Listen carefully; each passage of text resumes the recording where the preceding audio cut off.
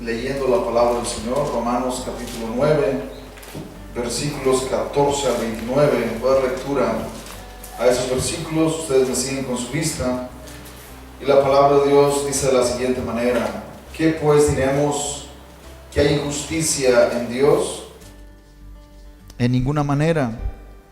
Pues a Moisés dice: tendré misericordia del que yo tenga misericordia, y me compadeceré del que yo me compadezca. Así que no depende del que quiere ni del que corre, sino de Dios que tiene misericordia.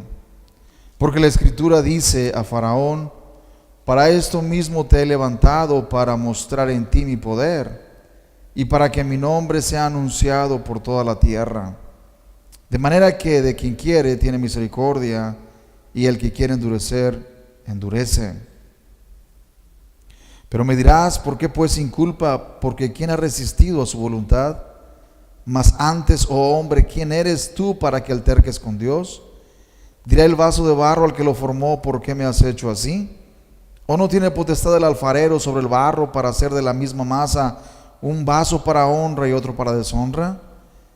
¿Y qué si Dios, queriendo mostrar su ira y hacer notorio su poder, soportó con mucha paciencia los vasos de ira preparados para destrucción, y para hacer notoria las riquezas de su gloria las mostró para con los vasos de misericordia que él preparó de antemano para gloria? A los cuales también ha llamado, esto es, a nosotros, no solo de los judíos, sino también de los gentiles. Como también en Oseas dice: llamaré pueblo mío al que no era pueblo, mi pueblo, y a la no amada, amada. Y en el lugar donde se les dijo: vosotros no sois pueblo mío, ahí serán llamados hijos del Dios viviente. También Isaías clama tocante a Israel: si fuera el número de los hijos de Israel como la arena del mar, tan solo el remanente será salvo. Porque el Señor ejecutará su sentencia sobre la tierra en justicia y con prontitud. Y como antes dijo Isaías: si el Señor de los ejércitos no nos hubiera dejado descendencia, como Sodoma habríamos venido a ser, y a Gomorra seríamos semejantes. En el domingo anterior, hermanos, estuvimos viendo que Dios es soberano. Dios es soberano y es una verdad claramente establecida en las Escrituras. Esto no puede cuestionarse. Todo aquel que cuestiona la soberanía de Dios, en realidad uno puede llegar a pensar que esa persona no es cristiana, no conoce al Señor en realidad. Porque una de las doctrinas fundamentales de la fe cristiana y de la palabra de Dios es que Dios es soberano y que Él, como soberano, hace su voluntad en el cielo y en la tierra, y que Él tiene control de todas las cosas porque Él es el soberano. Imagínense si Él no fuera soberano, hermanos. Él creó este mundo y no tiene control del mundo, entonces cualquier cosa puede destruir su creación, puede causar un caos en el mundo, en la creación que Él creó. Si Él no tuviera el control, si Él no fuera soberano, entonces cualquier cosa de la naturaleza podría arruinar o destruir el mundo completamente. Sin embargo, debido a la soberanía de Dios, a que Dios tiene control de este mundo, de esta creación, hermanos, los meteoritos o todas esas piedras gigantescas que hay en el espacio no golpean la tierra, causando así que la tierra pues prácticamente se convierta en un caos, y que la tierra se pulverice debido a la colisión con un gigantesco meteorito o algo por el estilo. Dios tiene control, Dios es soberano y tiene control aún de esos meteoritos que están y que son miles y hasta millones, hermanos, alrededor de la tierra, y que varios caen aquí en la tierra, pero en la atmósfera se deshacen y no causan daño. Así que Dios tiene control de todas las cosas. Pero no solamente Él tiene control de los eventos, de la historia o de las cosas que suceden, pero Él también tiene el control de la salvación de los seres humanos. Él es el quien da la salvación, Él es el que otorga la salvación, y por lo tanto no es el ser humano el que, por muy inteligente, decide ser salvo. Es Dios quien da la salvación, no es el ser humano. Es Dios quien da la salvación o Él la retiene. Si Él no quiere dar la salvación al faraón, por ejemplo, Él es soberano. Él quiso darle la salvación a Moisés y no al faraón, y él está muy en su prerrogativa para hacerlo. Así que en esta mañana vamos a continuar con la segunda parte de este mensaje, hermanos. Vimos el domingo anterior como un pastor llamado Jacobo Arminio comenzó a cuestionar la enseñanza de la Reforma protestante, pero no solamente de la Reforma, sino también de la Biblia misma, porque el apóstol Pablo claramente habla en Romanos 9 que Dios escoge, incluso desde antes de nacer. Dios escoge. Efesios capítulo 1 dice que Él nos escogió desde antes de la fundación del mundo, ¿no es cierto? Entonces, no solamente escoge desde antes de nacer, pero también escoge desde antes de la fundación del mundo. Esto significa claramente que Dios es soberano, que Dios tiene control aún de la salvación. Y este pastor llamado Jacobo Arminio comenzó a cuestionar esas enseñanzas, ¿verdad?, que la Reforma protestante comenzó a enfatizar en el siglo XVI, y él comenzó a enseñar que Dios no escogía para salvación a nadie, sino que Él solamente escogía de manera general a todos los que confesaban fe en Cristo, y a los que rehusaban creer en Cristo, Él los rechazaba. Y esto, hermanos, hizo que Él pusiera la decisión final de la salvación en la decisión del ser humano. Últimamente, decía él, el ser humano tiene la decisión final si se va al cielo o se va al infierno. Y saben qué, hermanos, esta enseñanza últimamente hace que el ser humano sea el soberano y no Dios. Porque si la salvación depende de mi decisión, aunque Dios quiera salvarme, pero yo digo que no, ¿saben qué? Pues yo no me voy a salvar y me voy al infierno. Él decía, la decisión final la tiene el ser humano, y por lo tanto el ser humano es el que puede decidir si es salvo o no es salvo. Mientras que la palabra de Dios claramente dice, hermanos, que el ser humano no es su decisión, sino la decisión de Dios de salvarlo, la decisión de Dios de hacer una obra de gracia en su corazón. Y habla, por ejemplo, del ejemplo de Jacob y Esaú, que aún estando en el vientre de su madre, Dios escogió a Jacob, pero no escogió a Esaú. En esta última parte que leímos, habla de Moisés y del faraón, que Dios escogió a Moisés, pero no escogió al faraón. Dejó al faraón que muriera en sus delitos y pecados, hermanos. Dejó que pereciera para siempre, y no lo salvó, pero salvó a Moisés. Pablo usa ese ejemplo de Moisés y el faraón para mostrar que la elección es de Dios y no del ser humano. Hermanos, si la decisión final estuviera en el ser humano para la salvación, entonces tendríamos razón en culpar al faraón y decir, bueno, por tonto no se quiso salvar, porque no tuvo suficiente inteligencia, ¿no es cierto? No tuvo suficiente inteligencia para decidir creer en el Dios verdadero o decidir salvarse. Pero no, eso no es todo, hermanos. Los que hemos sido salvos y perdonados, entonces tendríamos razón para jactarnos y decir, yo he sido perdonado, yo he creído en Cristo porque he sido más inteligente que los demás. Aquellos que no creen es porque no son tan inteligentes que yo. Sin embargo, hermanos, el apóstol Pablo dice que no hay lugar para la jactancia, que es Dios solamente el que elige, el que escoge, y que no somos nosotros. Y esto se generó un debate, hermanos, en el siglo XVI, ahora entre cristianos evangélicos, entre protestantes, y el responsable de esta controversia fue este pastor llamado Jacobo Arminio, quien también comenzó a enseñar en una universidad reformada en el año 1603, que fue en la ciudad de Leiden, Holanda. Ahí él fue puesto como profesor de teología en esa universidad. Y fue ahí en esa universidad, hermanos, donde esta controversia se acrecentó más, debido a que él enseñaba a sus alumnos las doctrinas que ahora estaba creyendo, contrario a las doctrinas reformadas, y los profesores que había en esa universidad comenzaron a cuestionar y a decir: ¿cómo es posible que Jacobo esté enseñando esto cuando en realidad esta universidad es reformada y esta universidad está enseñando esos principios doctrinales? Y hermanos, se suscitó una controversia fuerte debido a que el profesor Jacobo Arminio estaba enseñando algo contrario a las confesiones reformadas y algo contrario a lo que la palabra de Dios claramente enseña. Así que desde su pastorado, Jacobo Arminio comenzó a enseñar algunas cosas que iban en contra de las confesiones reformadas, generando cierta controversia entre los miembros de esa congregación. Pero la controversia más grande se desató cuando comenzó a enseñar en la universidad, debido a que los demás profesores comenzaron a darse cuenta de lo que él estaba realmente enseñando.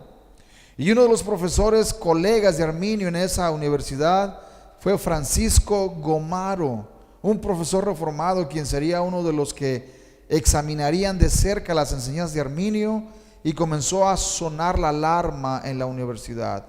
Francisco Gomaro, hermanos, era un profesor reformado en esa universidad, y él se dio cuenta de lo que Arminio estaba enseñando. Era un profesor adjunto en esa universidad, así que ellos tenían juntas, de alguna manera estaban relacionados en la universidad, porque es imposible, hermanos, que en una universidad no se sepa lo que un profesor enseña, ¿no es cierto? Los alumnos que están escuchando tienen pláticas con los alumnos de otro departamento. Por ejemplo, los alumnos de teología comienzan a platicar con los alumnos de filosofía, por ejemplo, o con los alumnos de Nuevo Testamento o de Antiguo Testamento, y comienzan a platicar entre ellos y decir: oye, ¿qué te parece esto? ¿Cómo ves esto de la elección? Y empieza a decir: no, oye, ¿quién te está diciendo eso? No, pues nuestro profesor está enseñándonos eso. Y ahí comenzó, hermanos, el problema, a generarse el problema de que Jacobo Arminio en realidad estaba enseñando algo que iba en contra de las confesiones reformadas, y que era algo completamente distinto a lo que la universidad estaba, de alguna manera, debía enseñar. Pero, hermanos, la vida de Arminio fue muy corta. Él murió en el año 1609 y solo enseñó en esa universidad por apenas 6 años. Desde 1603 a 1609, y murió en 1609. Pero ese tiempo fue suficiente para formar a algunos estudiantes con sus enseñanzas. Y uno de esos estudiantes que continuaron no solo enseñando los principios teológicos de Jacobo Arminio, sino también expandiéndolos, fue un estudiante llamado Simón Episcopos. Simón Episcopos fue el sucesor de Jacobo Arminio en la universidad, ocupando el mismo puesto del profesor que Arminio había dejado vacante debido a su muerte. Alguien podría pensar que una vez que Arminio murió, sus enseñanzas también murieron con él, pero no fue así. En el día de hoy nosotros tenemos, hermanos, en la actualidad, enseñanzas totalmente antibíblicas, como son los testigos de Jehová, como son los mormones, quienes su líder y fundador,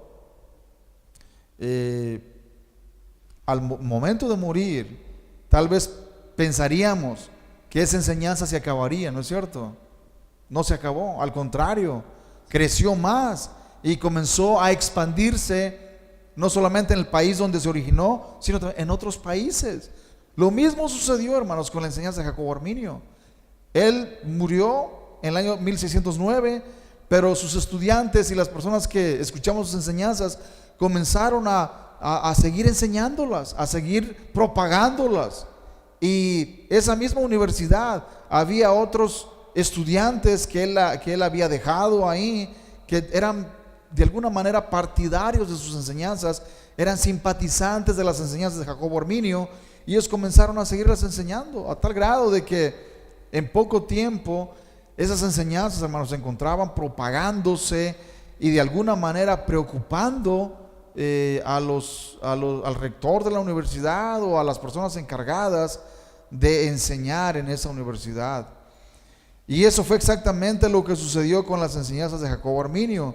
Sus estudiantes y otros creyentes que habían sido convencidos por ellas comenzaron a tomar fuerza y a solicitar la protección del Estado para que los pastores arminianos no fueran expulsados de las congregaciones reformadas en las que habían sido puestos.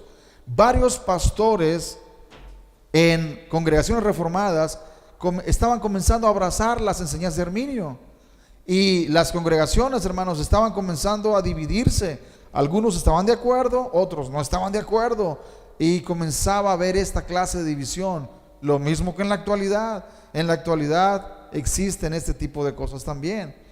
Pero varios pastores arminianos y varios profesores arminianos también comenzaron a ver que ellos eran una minoría, porque eran una minoría dentro del mundo reformado. El mundo calvinista en ese tiempo pues era grande.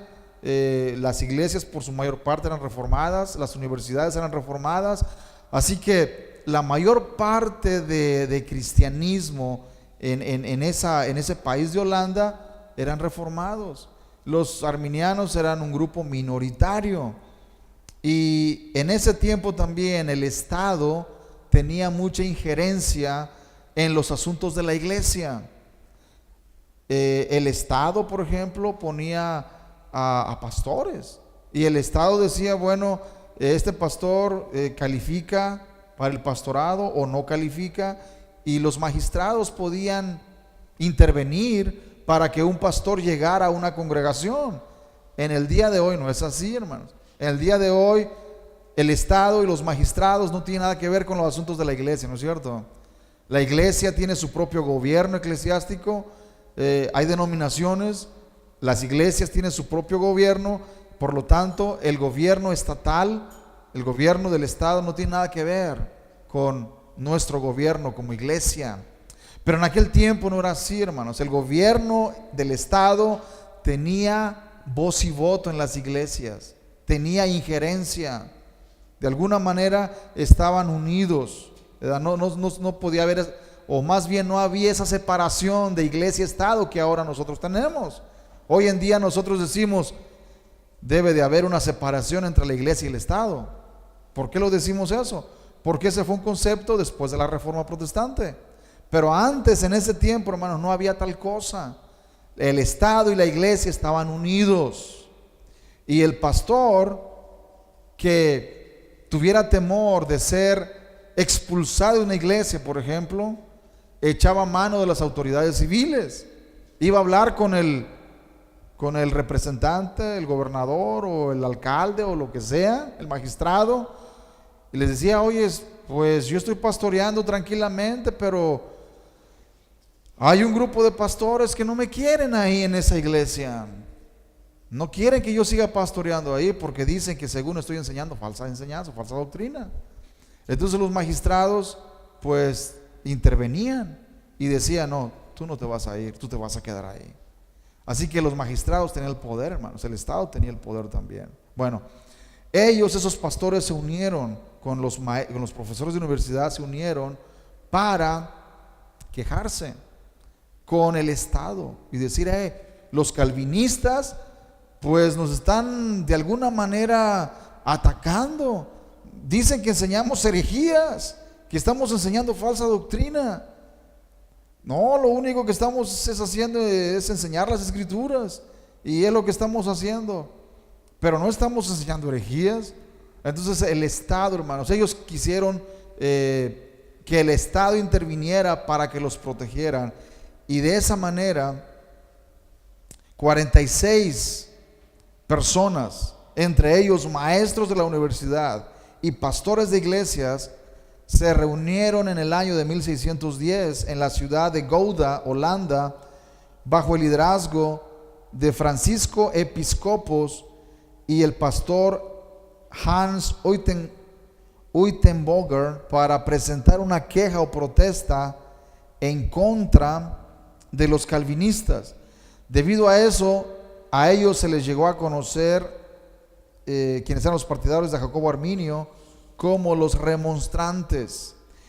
Y estos remonstrantes, hermanos, o arminianos, que en el día de hoy se les conoce, esos remonstrantes pusieron un documento donde ellos redactaron en ese documento, que consistía en 5 artículos o 5 puntos en los cuales ellos establecían lo que ellos creían y que era contrario a lo que la Reforma Protestante estaba enseñando. Tengo por aquí los artículos, hermanos, quisiera leerlos rápidamente. Y estos artículos, el primer artículo dice: Dios, por un objetivo eterno e inmutable en Jesucristo su Hijo, antes de la fundación del mundo, tiene determinado de la raza caída, pecaminosa de los hombres, salvar en Cristo, para Cristo y por Cristo, a los que por la gracia del Espíritu Santo creerán en este su Hijo Jesús y perseverarán en la fe y obediencia de fe, por esta gracia hasta el fin, y de otra parte dejar a los incorregibles e incrédulos en el pecado y bajo la ira, y condenarlos como enajenados de Cristo, según la palabra del Evangelio en Juan 3:36, el que cree en el Hijo tiene vida eterna, pero el que rehúsa creer en el Hijo no verá la vida, sino que la ira de Dios está sobre él, y de acuerdo también con otros pasajes de la Escritura. Y el artículo 2 dice que de acuerdo con esto, Jesucristo el Salvador del mundo ha muerto por todos los hombres y por cada ser humano, de modo que haya obtenido para todos ellos por su muerte en la cruz el rescate y el perdón de pecados, aunque nadie en realidad disfrute de este perdón de pecados excepto el creyente, según la palabra del Evangelio de Juan 3:16, porque de tal manera amó Dios al mundo que ha dado a su Hijo unigénito para que todo aquel que en él cree no se pierda, mas tenga vida eterna.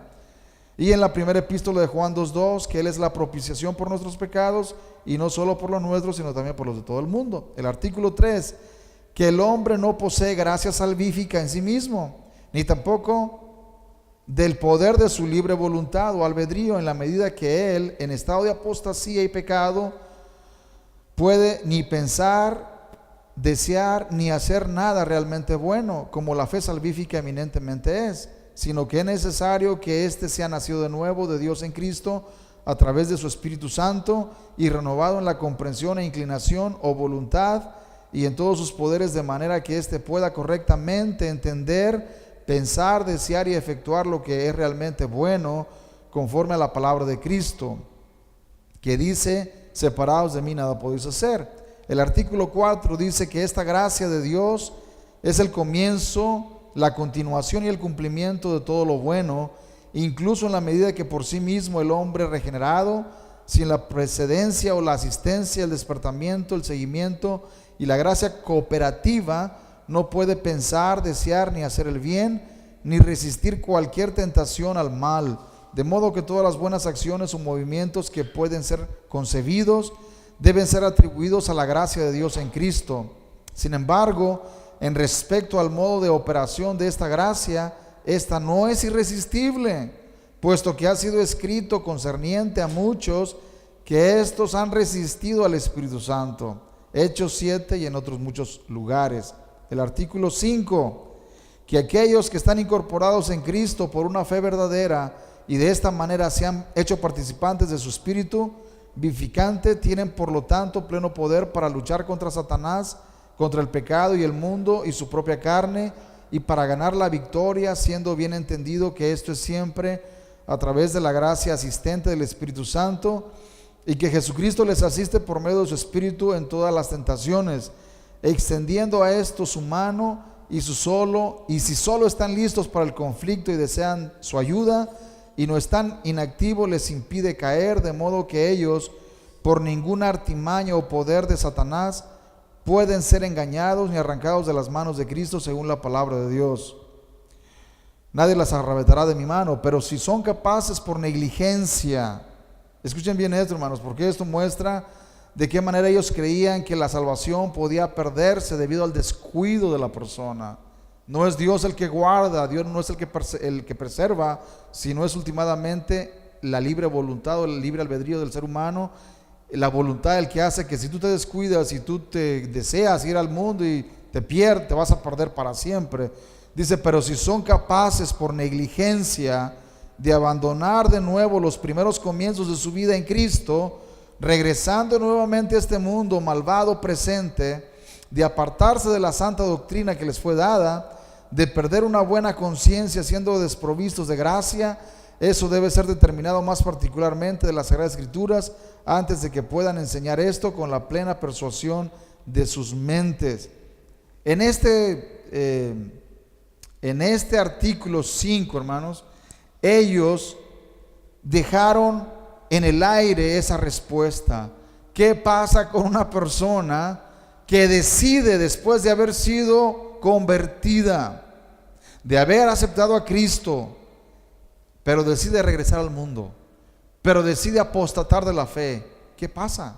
¿Se pierde para siempre o qué pasa? Ellos no tenían respuesta, hermanos. No tenían respuesta. Y por esa razón ellos dejaron este quinto artículo en el aire, diciendo que todavía no tienen una respuesta para esa pregunta. La razón, hermanos, por la que estos 5 artículos son artículos que van totalmente en contra de las Escrituras es debido a que la salvación del ser humano, ellos, ¿verdad?, los arminianos, los promotores de la enseñanza de Jacobo Arminio, es que ponen a la decisión del ser humano, hermanos, como la única que puede ultimadamente decidir si tener la salvación o no tenerla. Y cuando una persona dice es tu decisión ser salvo, ser condenado, hermanos, ultimadamente la salvación depende de mi voluntad, no de la voluntad de Dios. Pero ¿qué enseña la palabra de Dios, hermanos? La palabra de Dios claramente enseña que la salvación es de Jehová, que la salvación no depende del que quiere ni del que corre, sino de Dios que tiene misericordia. No es el que quiere, no es el que corre, sino de Dios que tiene misericordia. Y eso es exactamente lo que el apóstol Pablo refuta en su capítulo 9 de Romanos. Él dice, de manera de que quien quiere, Dios tiene misericordia. Y al que quiere endurecer, ¿qué hace? Endurece. Y luego dice, pero me dirás, ¿por qué pues sin culpa? Porque ¿quién ha resistido a su voluntad? Nadie. ¿Quién puede resistir la voluntad de Dios, hermanos? Nadie. Ninguna persona puede resistirse a su voluntad, porque Él es el soberano. Él es el que tiene el control de todo. Pero lejos de contestar esa pregunta a esa persona, el apóstol Pablo lo reprende y le dice, mas antes, oh hombre, ¿quién eres tú para que alterques con Dios? Dirá el vaso de barro al que lo formó, ¿por qué me has hecho así? ¿O no tiene potestad el alfarero sobre el barro para hacer de la misma masa un vaso para honra y otro para deshonra? Por supuesto que el alfarero tiene poder, hermanos, para hacer eso. Y luego el versículo 22. ¿Y qué si Dios, queriendo mostrar su ira y hacer notorio su poder, soportó con mucha paciencia los vasos de ira preparados para qué? Para destrucción, y para hacer notoria las riquezas de su gloria, las mostró para con los vasos de misericordia que Él preparó de antemano para gloria. Hermanos, claramente Pablo muestra que el soberano Dios es el que hace todas estas cosas. No es la decisión del ser humano, no es la decisión. Hermanos, si fuera así, entonces nosotros hubiéramos podido decidir el color de nuestros ojos, ¿no es cierto? El color de nuestro cabello, la altura de nuestro cuerpo, el color de nuestra piel. Si fuera así, nosotros también hubiéramos podido decidir todas esas cosas. Pero pregunto, ¿pudieron decidir qué color de cabello ustedes querían, hermanos? No, ni el color de ojos. Alguien más lo decidió por ustedes, ¿no es cierto? El Dios soberano decidió qué color de ojos tendríamos, ¿Qué color de cabello tendríamos? Aunque bueno, algunos pueden pintárselo, pero aún así, ¿verdad? Aunque se lo pinten, el color sigue siendo el mismo, ¿verdad? Entonces, el color de ojos, algunos usan pupilentes de colores, pero el color de los ojos sigue siendo el mismo. Así, el color de nuestra piel sigue siendo la misma, aunque Michael Jackson se la haya cambiado. De todas maneras, él sigue siendo negro o moreno, ¿verdad? En su corazón siguió siendo morenito, negrito en su ser interior. Así que Dios tiene el control de todo eso. Dios tiene el control de esas cosas y por lo tanto el hombre no tiene el control. Pero lamentablemente Jacobo Arminio llegó a pensar que era muy duro enseñar lo que Pablo enseñaba. ¿Por qué es duro? Si Pablo lo enseñó inspirado por el Espíritu Santo, no tiene por qué ser duro, hermanos. Porque el soberano Dios últimamente hace su voluntad en el cielo y en la tierra. Y no tenemos que cuestionar sus caminos, ni decir, pero ¿por qué esto? ¿Por qué lo otro? No, simplemente tenemos que aceptar que Él es el soberano, que Él es el alfarero, nosotros el barro, y por lo tanto Él tiene el poder para hacer vasos de honra y vasos para deshonra, y nadie puede decirle, pero ¿por qué lo haces así? Por eso el versículo 23 dice, y para hacer notorias las riquezas de su gloria, las mostró para con los vasos de misericordia que Él preparó de antemano para gloria. Y luego Él comienza a apelar al Antiguo Testamento para mostrar que esto ya estaba, hermanos, anunciado desde el Antiguo Testamento, cuando dice a través del profeta Oseas, y amaré pueblo mío al que no era mi pueblo, o sea, a los gentiles. Los gentiles no éramos el pueblo de Dios, y sin embargo Dios le plació llamarnos a los gentiles para pertenecer a su pueblo, para formar el pueblo del pacto. Dice, y en el lugar donde se les dijo, vosotros no sois mi pueblo mío, allí serán llamados hijos del Dios viviente. Todo esto, hermanos, es para mostrar que Dios es soberano, que Dios últimamente tiene el control de todas las cosas. Y Él decide, hermanos, no el ser humano, quién va a ser salvo y quién no va a ser salvo. Y esto no tenemos por qué decir, oh, es muy duro, es muy difícil. No, no es difícil. Es difícil cuando nosotros queremos ser más misericordiosos que Dios, ¿no es cierto? Por eso a muchas personas se les hace difícil, porque creen que son más misericordiosos y amorosos que Dios. No, hermanos. Somos miserables pecadores. ¿Y cómo vamos a ser más amorosos que Dios, por favor? Pero hay mucha gente que tiene ese mal concepto. Oh, ¿cómo es posible? Dios es injusto. No, Dios no es injusto. Dios sigue siendo justo. Los injustos somos nosotros, que no entendemos sus caminos, ¿no es cierto? No entendemos sus caminos, los cuestionamos, vemos su palabra claramente y decimos, oh, eso es injusto. ¿Por qué de un Dios de amor va a hacer eso? Dejen que Dios sea Dios, amén. Dejemos que Dios sea Dios. Él hace las cosas como Él quiere y no tenemos por qué cuestionar sus caminos. Pongamos de pie en esta mañana.